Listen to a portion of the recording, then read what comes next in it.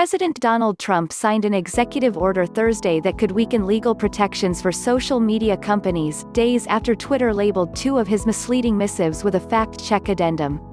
The move, which may expose social media companies to liability for what gets posted on their platforms, dramatically escalates a confrontation between Trump and his favored mode of communication, where the president can address his more than 80 million followers directly without relying on news conferences or the traditional media.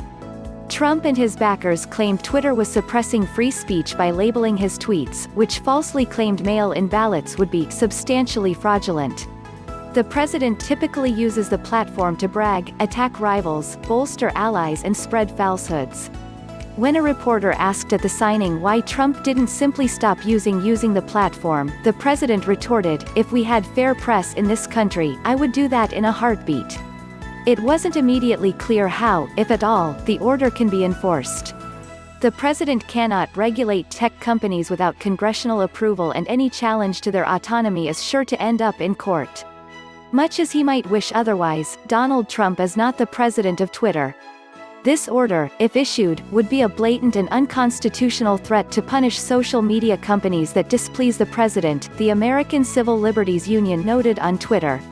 The president has no authority to rewrite a congressional statute with an executive order imposing a flawed interpretation of Section 230, the ACLU continued, referring to the section of the Communications Decency Act that shields platforms from being held liable for what users publish on them. Ironically, Donald Trump is a big beneficiary of Section 230, the legal nonprofit continued. If platforms were not immune under the law, then they would not risk the legal liability that could come with hosting Trump's lies, defamation, and threats. But Trump insisted Thursday that he would go as far as shutting down Twitter if his lawyers found a way. "I'd have to go through a legal process," he said.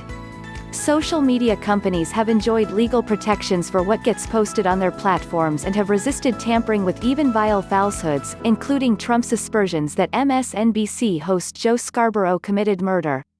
Still, Twitter labeled two of Trump's tweets with a fact-check warning for the first time on Tuesday after the president's mail-in fraud claim. Many states have moved to expand vote by mail during the coronavirus pandemic, including California, which said this month all registered voters would be sent ballots for the general election. The Twitter addendum tells readers they can't get the facts about mail-in ballots and directs them to news reports that debunk Trump's claims. The move, however, sparked a dramatic outburst from the Oval Office. "Twitter is now interfering in the 2020 presidential election," Trump wrote. He later said the social media giant was completely stifling free speech, and I, as president, will not allow it to happen. Trump doubled down on that criticism Thursday afternoon, tagging Twitter's head of site integrity Yoel Roth in a separate tweet and deriding him as a hater. It's the second time in as many days the White House has specifically targeted Roth. White House advisor Kellyanne Conway spelled out his Twitter handle on Fox News Wednesday, ominously predicting he's about to get a lot more followers. Facebook CEO Mark Zuckerberg said he disagreed with Twitter's policy in an interview with Fox News set to air Thursday. "I just believe strongly that Facebook shouldn't be the arbiter of truth of everything that people say online," Zuckerberg said. "I think in general, private companies probably shouldn't be, especially these platform companies, shouldn't be in the position of doing that." Twitter CEO Jack Dorsey fired back at the criticism, saying the company would continue to point out incorrect or disputed information about elections globally. "And we will admit to and own any mistakes we make.